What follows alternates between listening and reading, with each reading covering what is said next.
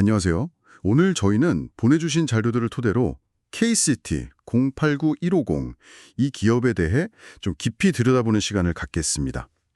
특히 이게 투자 관점에서 봤을 때 정말 괜찮은 기업인지, 또 어떤 점들을 좀 주목해야 할지 이런 것들을 함께 살펴보는 게 이번 분석의 목표라고 할 수 있겠습니다. KCT 하면 보통 이제 금융 자동화 기기, 뭐 ATM 같은 거요. 아니면 특수 단발 시스템 만드는 좀 오래된 회사로 알려져 있죠. 근데 최근에는 그 중앙은행 디지털 화폐, CBDC 테마로 엮이면서 시장에서 아주 뜨거운 관심을 받고 있다. 뭐 이런 얘기가 있습니다. 오늘 자료들을 통해서요, 이 회사가 진짜 어떤 사업을 하는지, 또 재무 상태는 괜찮은지, 최근 주가는 왜 그렇게 움직였는지, 뭐 시장에서의 위치나 투자 전략까지 이 기업에 대한 명확한 그림을 그리실 수 있도록 저희가 좀 옆에서 도와드리겠습니다. 자, 그럼 바로 한번 시작해 볼까요? 우선 KCT가 구체적으로 뭐라는 회사인지부터 좀 확실히 짚고 넘어가죠. 1974년에 세워졌으니까 꽤 오래됐네요. 금융 단말기 특수 단말 시스템 분야에서 뭐 잔뼈가 굵다 이렇게 나와 있는데요. 우리가 이렇게 일상에서 보는 기기들도 꽤 많을 것 같은데요. 네, 맞습니다. 주력 사업이라고 하면 역시 은행 ATM이나 뭐 공과금 수납기 같은 금융 단말기들, 그리고 또 한국마사회 막권 발매기나 아니면 스포츠 토토, 또 동행복권의 복권 발매기 같은 거요. 이런 특수 단말 시스템을 개발하고 공급하는 게 핵심입니다. 금융기관이나 뭐 공공부문에서 사실 흔히 볼 수 있는 그런 기기들이죠. 한 40년 넘는 업력 자체가 이 회사의 안정적인 사업 기반을 좀 부여준다, 이렇게 볼 수 있고요. 뭐 그 외에도 관련 용역이나 임대, 유지보수 사업도 같이 하고 있습니다. 은행 ATM이나 복권 발매기. 확실히 그 안정적인 사업 기반이라는 게 좀 느껴지네요. 근데 최근에는 좀 다른 분야로도 사업을 확장하고 있다면서요. 그 자원순환 사업이라는 거. 이건 뭔가요? 네, 이게 또 좀 흥미로운 부분인데요. 기존에 만들던 그 단말기 기술 있지 않습니까? 이걸 활용해서 일회용 컵이나 뭐 다회용 컵, 캔, 페트병 같은 걸 수거하는 무인 회수기를 개발해서 지금 시장에 내놓고 있습니다. 특히 그냥 수거만 하는 게 아니고요. 그 인공지능 AI 비전 기술을 써서 컵 종류를 딱 인식하고 이게 제대로 된 컵이 맞나 확인한 다음에 분류하고 압착까지 이걸 다 자동으로 처리한다는 점이 좀 기술적인 특징이라고 할 수 있습니다. 오, 그냥 수거함이 아니라 AI 기술까지 들어간 거군요. 그럼 이걸 어디에다 쓰려는 건가요? 정부의 그 자원순환 보증금 제도라고 있잖아요. 그거랑 연계해서 공공기관에 납품하거나 아니면 요즘 중요하게 생각하는 그 ESG 경영, 여기에 관심 많은 대기업이나 프랜차이즈 업체들을 좀 공략하고 있습니다. 그러니까 기존 사업의 안정성에 더해서 이걸 새로운 성장 엔진으로 키우겠다, 뭐 이런 전략인 거죠. 안정적인 기존 사업에다가 미래지향적인 신사업까지. 그림 자체는 좋아 보이는데요. 그럼 실제 성과는 좀 어떤가요? 자료 보니까 2025년 2분기 실적이 아주 인상적이던데요. 매출이 전년 같은 기간보다 130% 늘어서 45.7억 원, 영업이익은 무려 937% 증가한 9.3억 원을 기록했다고요. 와, 이건 정말 눈에 띄는 숫자인데요. 네, 확실히 인상적인 성장세죠. 주력 사업이 꿀준히 성장한 데다가 그 우리은행하고 지능형 순번 발행 시스템 추가 도입 계약을 맺었거든요. 이런 신규 수주가 크게 기여한 걸로 보입니다. 이 계약 하나만 해도 작년 매출의 한 20%가 넘는 규모니까요. 네, 실적 개선에 큰 영향을 줬다고 볼 수 있죠. 근데 다른 자료에는 재무 규모가 훨씬 크게 나오는 것도 있네요. 자산 총계가 약 7,913억 원, 반기 매출 2,628억 원, 영업이익 148억 원. 이건 어떻게 봐야 할까요? 수치 차이가 좀 꽤 큰데요. 네, 그 부분은 좀 주의해서 봐야 합니다. 이게 자료마다 재무 수치가 조금씩 다른 건 아마도 그 연결 재무제표 기준인지 아니면 별도 재무제표 기준인지 또는 뭐 분기 실적이냐 반기 실적이냐 이런 회계 기준 차이 때문일 가능성이 높습니다. 근데 중요한 건요, 어떤 기준으로 보더라도 전반적인 매출과 이익은 증가 추세라는 점입니다. 반기 기준으로 봐도 매출은 전년 대비 13.5%, 영업이익은 30%, 단기순이익도 12% 늘었거든요. 그러니까 성장하고 있다는 방향성 자체는 좀 분명해 보입니다. 성장 방향성 자체는 확인되지만 그 회계 기준에 따라서 숫자가 달라 보일 수 있다는 점. 이건 투자자 입장에서 꼭 인지해야겠네요. 그럼 재무 건전성 측면은 어떤가요? 성장은 좋은데 혹시 좀 무리하고 있는 건 아닌지. 네, 그 점을 딱 짚어주셨네요. 실제로 그 자산 총계를 보면 전년 대비 3.8% 늘었지만 부채 총계도 4.2% 같이 증가했습니다. 특히 좀 주목할 부분은 단기 상환 압박이 있을 수 있는 유동부채, 이게 38.7%나 급증했다는 점입니다. 물론 뭐 장기 부채인 비유동 부채는 25.4% 줄었지만요. 단기적인 자금 흐름 관리가 좀 중요해졌다. 이런 신호로 해석될 여지가 있습니다. 이런 부분 때문에 일부 자료에서는 잠재적인 신용 위험에 대한 우려를 제기하기도 하고요. 아, 성장의 이면에 단기 부채 증가라는 부담도 같이 커지고 있다. 이건 좀 신경 쓰이는 부분이네요. 투자 지표들은 어떤가요? PER이나 PBR 같은 거요. 보통 저평가 여부 볼 때 많이 참고하잖아요. 네, 최근 자료 기준으로 보면 PER, 그러니까 주가 수익 비율은 8.1배, PBR, 주가 순자산 비율은 0.57배로 나옵니다. 이 수치만 딱 보면 뭐 시장 평균이나 업종 대비해서 저평가 상태다 이렇게 생각할 수도 있습니다. 하지만 KCT의 경우에는요, 이 밸류에이션 지표만으로 가치를 판단하기에는 사실 매우 어렵습니다. 왜 그런가요? 저평가 지표가 좀 명확해 보이는데? 이 기업의 주가는요, 실적이나 뭐 자산 가치 같은 전통적인 지표보다는 특정 테마, 특히 아까 말씀드렸던 그 중앙은행 디지털 화폐, CBDC 관련 뉴스에 훨씬 더 민감하게 반응하는 경향이 아주 강하기 때문입니다. 그러니까 실적이 좋아도 테마가 좀 잠잠하면 주가가 힘을 못 받고 반대로 실적이 그냥 평범해도 CBDC 관련해서 긍정적인 뉴스가 나오면 막 급등하는 시기죠. 그래서 PER, PBR만 보고 싸다 하고 접근하기에는 좀 위험이 따릅니다. 그렇군요. 실적보단 테마의 주가가 이렇게 춤을 추는 경향이 강하다는 거네요. 말씀하신 대로라면 최근 주가 움직임도 그 테마와 관련이 깊었겠군요. 2025년 9월 1일 종가가 4,270원으로 전날보다 1.91% 올랐고 8월 말부터 조금씩 오름세를 보였다고 하는데요. 이 배경에는 역시 CBDC가 있었을까요? 네, 그렇게 분석하는 것이 합리적으로 보입니다. 9월 1일 당일에 KCT의 개별 기업에 대한 뭐 특별한 뉴스가 있었던 건 아니거든요. 하지만 시장 전반적으로 봤을 때 디지털 화폐, 즉 CBDC나 키오스크 관련 테마에 대한 기대감이 꾸준히 좀 유지되면서 주가에 긍정적인 영향을 미친 거 아닌가? 그렇게 보입니다. 특히 이제 한국은행의 CBDC 관련 사업이 구체화될 거라는 기대감, 이런 게 주가에 좀 선반영되는 경향이 있는 것 같습니다. 아, 정말 그 CBDC 이슈에 주가가 즉각적으로 반응하는군요. 과거에도 그런 사례가 좀 있었나요? 그럼요. 아주 뚜렷했습니다. 지난 5월하고 6월만 봐도요. 한국은행이 CBDC 활용성 테스트를 본격적으로 시작한다 이런 소식, 또는 KCT가 금융단말기 공급사로 참여한다 이런 소식이 전해지면서 주가가 막 10% 넘게 급등하거나 아예 상한가를 기록하기도 했었습니다. 52주 신고가를 새로 쓰기도 했고요. 또 6월에는 그 정치권에서 원화 기반 스테이블 코인, 그러니까 가치 안정화폐죠.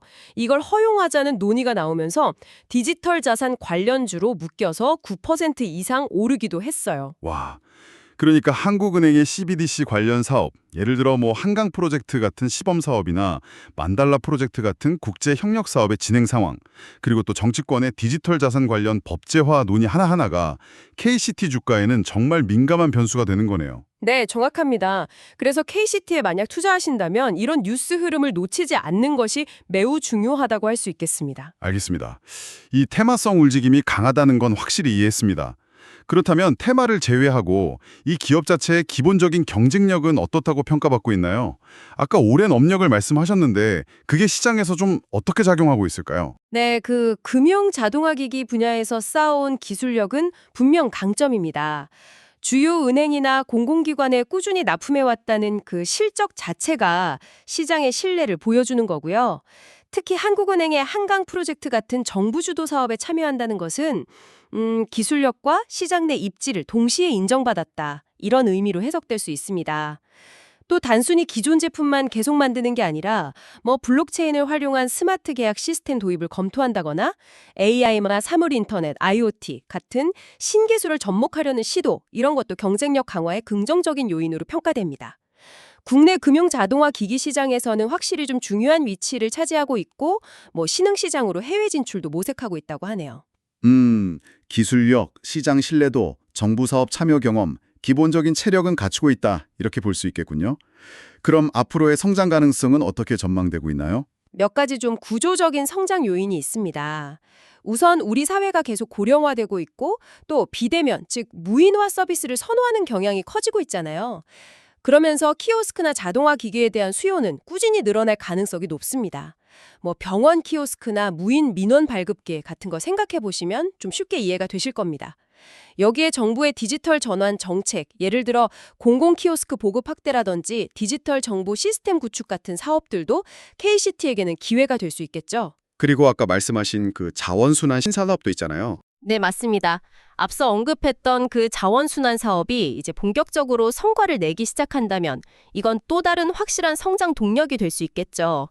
ESG 경영 트렌드하고 맞물려서 시장이 예상보다 더 빠르게 커질 수도 있고요. 일부 잔료에서는 이런 점들을 좀 종합적으로 고려해서 2025년 하반기 주가 전망치를 한 4,800원에서 5,200원 사이로 제시하기도 했습니다. 물론 이건 어디까지나 전망일 뿐이고 실제 주가는 뭐 수많은 변수에 따라 달라질 수 있다는 점은 기억하셔야 합니다. 자, 그럼 이제 가장 중요한 질문으로 넘어가 보죠. 이 모든 정보를 종합했을 때 KCT 투자는 어떤 식으로 접근하는 게 좋을까요? 자료들에서 제시하는 투자 전략들을 좀 더 구체적으로 설명해 주실 수 있을까요? 네, 크게 보면 두 가지 관점의 전략이 제시되고 있습니다. 첫 번째는 단기적인 접근인데요. 앞서 계속 이야기 나눴던 그 CBDC나 스테이블 코인 관련 뉴스 흐름을 발빠르게 따라가면서 매매하는 이른바 테마성 트레이딩 전략이죠. 이 방식은 뉴스가 나올 때 단기간에 높은 수익을 기대할 수 있다는 장점이 있지만 반대로 주가 변동성이 정말 극도로 크기 때문에 반드시 손절 라인을 명확하게 설정하고 아주 기민하게 대응하는 것이 필수적입니다. 그야말로 하이 리스크, 하이 리턴 전략이 됐네요. 다른 접근법은 뭔가요? 두 번째는 좀 더 중장기적인 관점입니다. 당장의 테마보다는 좀 더 긴 호흡으로 접근하는 방식인데요. 예를 들어서 한국은행의 CBDC 도입이 실제로 좀 가시화된다거나 아니면 회사가 새로운 성장 동력으로 밀고 있는 그 자원순환 사업에서 정말 의미 있는 실적이 나올 때까지 기다리는 전략입니다. 이 경우에는 테마 뉴스보다는 꾸준한 실적 개선 추이를 확인하는 것이 훨씬 중요하겠죠. 그리고 회사가 배당을 꾸준히 해왔다면 안정적인 배당 수익을 기대하는 투자자에게도 고려해볼 만한 접근일 수 있습니다. 이내 투자 성향에 따라 선택이 갈리겠군요. 혹시 뭐 구체적인 가격 전략 같은 것도 제시된 게 있나요? 네, 구체적인 가격대에 대한 의견도 있습니다.